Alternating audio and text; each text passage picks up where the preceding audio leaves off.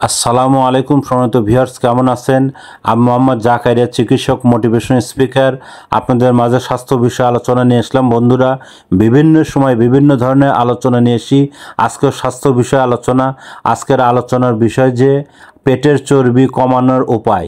কিভাবে পেটের চর্বি কমাবেন? তাহলে ভিডিওটা প্রথম থেকে শুরু করে শেষ পর্যন্ত না টেনে শুনবো। প্রথমে একটু লাইক দিব, সাবস্ক্রাইব করব, নোটিফিকেশন অন করব, পেজে ফলো দিব। তাহলে স্বাস্থ্য সম্পর্কের নোটিফিকেশন আপনাদের কাছে পৌঁছে যাবে। তাহলে বন্ধুরা মনোযোগ দিয়ে শুনুন। পেটের চর্বি কমানোর উপায়। একবারে বেশি না খেয়ে বেশিবার অল্প অল্প করে খান এবং শর্করা জাতীয় খাবারে যদি পেট না ভরে শাক সবজিতে ভরান। সঙ্গে খেতে পারেন যে কোনো টক ফল এবং খোসাসহ ফল বেশি করে খান। পেয়ারা, বড়ই, আমড়া, শশা এসবের তৃষ্ণা মেটাতে পারেন। একান্তই মাংস খেতে চাইলে চর্বির অংশ বাদ দিয়ে খেতে হবে। ঝোল কিংবা আলু একদম বাদ রাখুন। যে কোনো ধরনের তেলে ভাজা ফাস্টফুড জাতীয় খাবার একদম বর্জন করতে হবে।